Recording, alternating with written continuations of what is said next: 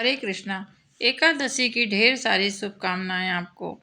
भगवान श्री माँ लक्ष्मी के साथ आपके हृदय में सदा सर्वदा निवास करें और भक्ति प्रदान करें।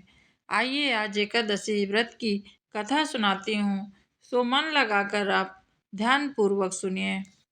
एक समय की बात है, दालभ्य ऋषि ने पुलस्त ऋषि से पूछा, हे महाराज, पृथ्वी में मनुष्य ब्रह्म इत्यादि महान पाप करते रहते हैं। पराये धन को चोरी तथा कई प्रकार के पाप और ईर्षा, साथ ही अनेक प्रकार के व्यसनों में फंसे रहते हैं, फिर भी वो नर्क प्राप्त नहीं होता है उन्हें। इनका क्या कारण है? वे ना जाने कौन सा ऐसा दान पुण्य करते हैं जिसके कारण उनके सारे पाप नष्ट हो जाते हैं। यह सब कृपा पूर्वक आप कहिए। पुलस्त ऋषि कहते हैं कि हे महाभाग, आपने मुझसे अत्यंत गंभीर प्रश्न पूछा है।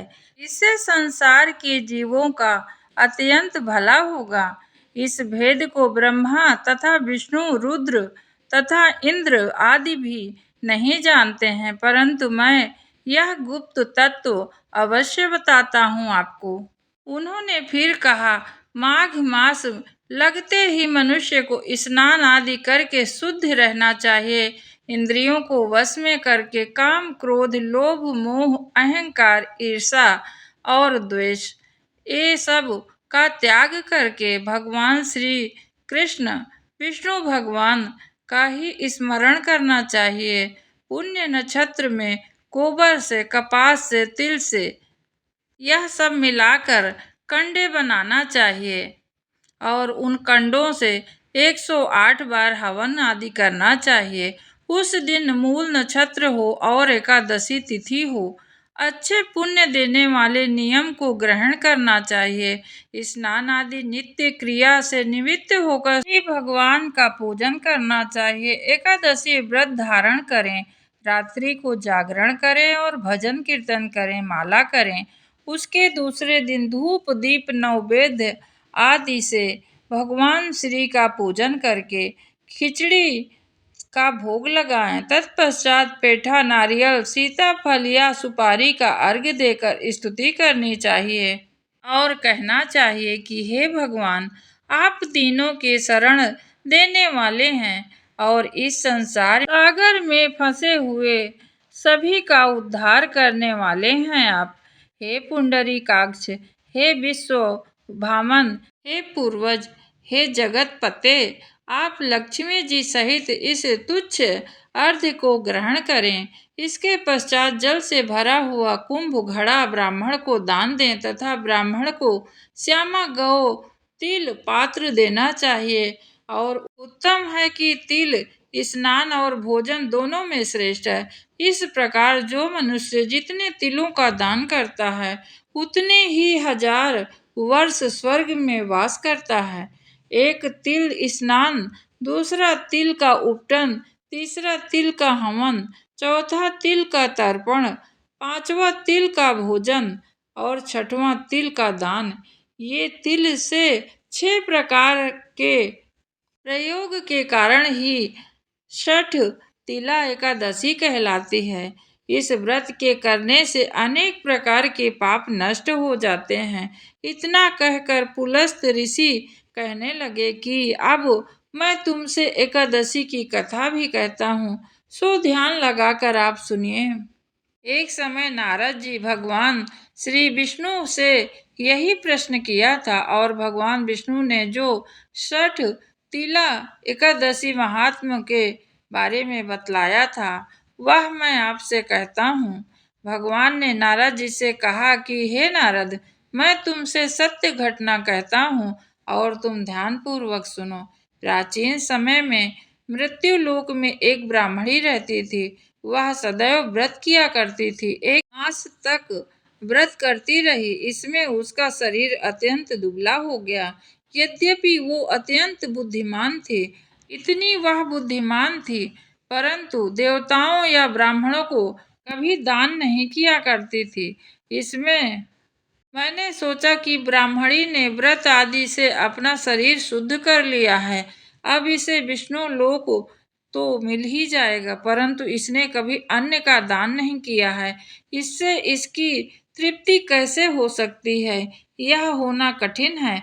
भगवान ने आगे कहा, ऐसा सोचकर मैं भिखारी के भेष में इनके पास गया। मृत्युलोक उस ब्राह्मणी के पास गया और उससे भिक्षा मांगी तो वह ब्राह्मणी कहती है, हे महाराज, किस लिए आए हो? मैंने कहा, मुझे भिक्षा चाहिए। इस पर उसने एक मिट्टी का ढेला मेरे भिक्षा पात्र में डाल दिया। मैं उसे लेकर स्वर्ग लौट आया। कुछ समय बाद ब्राह्मणी भी शरीर छोड़कर वहां स्वर्ग आई और उस ब्राह्मणी को मिट्टी का दान करने से स्वर्ग में सुंदर महल मिला, परंतु उसने अपने घर में अनाज को शून्य पाया। कोई अन्न ना था उसके घर में। इसका क्या कारण है? इस पर मैंने कहा, पहले तुम अपने घर जाओ, देव स्त्रियां आएंगी तुम्हें देखने के लिए। पहले उनसे षठ तिला एकादशी का पुण्य और विधि सुन लो, तब द्वार खोलना। मेरे ऐसे वचन सुनकर वह अपने घर गई। जब देव स्त्रियां आईं और द्वार खोला तो कहा, ब्राह्मणी बोली, आप मुझे देखने आई हैं तो षठ तिला एकादशी का महात्म्य मुझसे कहो। उनमें से एक देव स्त्री कहने लगी कि मैं कहती हूँ। जब ब्राह्मणी ने षठ तिला एकादशी का महात्म्य सुना तब द्वार खोल दिया और देवांगनाओं ने उनको देखा कि ना तो वहाँ गांधारी है और ना ही आसुरी है, वरन पहले जैसी मानुषी ही है वहाँ। उस ब्राह्मणी ने उनके कथनानुसार छठ तिला एकादशी का व्रत किया। इसके प्रभाव से वह सुंदर और रूपवती हो गई तथा उसका घर अन्न आदि समस्त सामग्रियों से युक्त हो गया। अंततः मनुष्यों की मूर्खता त्याग कर छठ तिला एकादशी का व्रत और लोभ न करके तिल आदि का दान अवश्य करना चाहिए। इससे दुर्भाग्य, दरिद्रता तथा अनेक प्रकार के कष्ट दूर होकर मोक्ष की प्राप्ति भी होती है। आप सभी से मेरा विनम्र निवेदन है कि तिल का दान माघ में बड़ा प्रभावकारी है। कई कथाओं में, कई शास्त्रों में तिल का दान सोने की चांदी से भी ऊपर माना जाता है, बताया जाता है। आप सभी अवश्य रूप से कभी कभी जो बताया जाता है वो कर लिया करिए, क्योंकि छोटे छोटे उपाय ही जीवन में हमें उच्च कोटि तक ले जा सकते हैं, इसमें संदेह नहीं करना चाहिए। तिल अवश्य दान आप लोग सब करिए। एकादशी के दिन यदि हो सके तो आप तिल अवश्य दान करिए। भगवान विष्णु तथा माता लक्ष्मी जी की पूजा अर्चन करके सारा दिन यदि नहीं हो सकता है तो भी जितना संभव हो उतना जरूर आप माला करिए, कीर्तन भजन करिए। किसी की चाई चुगली में मत रहिए, क्योंकि चुगली का महान पाप बतलाया गया है एकादशी का। ना किसी की सुननी है, ना ही किसी की करनी है। और विवेक के साथ ही हमें अपना जीवन को आगे बढ़ाना चाहिए, ताकि कुछ जो हमारे पाप हैं वो शून्य होते जाएं और जो पुण्य कर्म हैं वो बढ़ते जाएं। पूरा माघ का महीना पवित्र चल रहा है। इसमें जितना दान धर्म आप करेंगे आपको 100 गुना लौटा के भगवान अवश्य देते हैं, क्योंकि वो कुछ अपने पास रखते नहीं हैं, चाहे आपका पुण्य हो चाहे आपका पाप हो। यदि हम जान गए हैं, अनजान में है या कोई पाप किया हुआ या कुछ ऐसी हो जाती है परिस्थिति, तो उसको भगवान भी क्षमा कर देते हैं। परंतु हमारे पास धन होते हुए भी यदि हम दान नहीं कर रहे हैं तो ये बहुत गलत बात है। अपने लिए हमने कुछ भी ना किया इस जीवन में, क्योंकि जीवन का कोई भरोसा नहीं है और हमें पता नहीं है कि क्या होगा, किस क्षण होगा। परंतु कुछ तो अपने लिए भी बैंक बैलेंस बना लें। हर वीडियो में लगभग मैं एक ही बात बोलती हूँ कि अपने लिए अवश्य करिए। आप लोग इतना जोर देकर इसीलिए कहती हूँ कि जो करने आए हैं उसमें शून्य बटे सन्नाटा है हमारा, और जो नहीं करने आए थे उस झमेले में ज़रूरत से ज़्यादा पड़ गए हैं, चाहे आप हों चाहे मैं हूँ। आइए आपको एकादशी के दिन जपने वाले मंत्रों के बारे में भी बतलाते चलूं। राम रामेति रमे रामे मनोरमे सहस्रनाम तत्तुल्यम राम नाम वराण्य। यह एक मंत्र 1000 नाम विष्णु भगवान के बराबर है। आप इसे अवश्य जपिए। यदि यह मंत्र आपको नहीं आ रहा, बोलने में कठिनाई हो रही है, तो एक और छोटा सा मंत्र मैं आपको बतलाती हूँ। मंत्र छोटा है परंतु इसकी महिमा बड़ी अपार है। ओम नमो भगवते वासुदेवाय।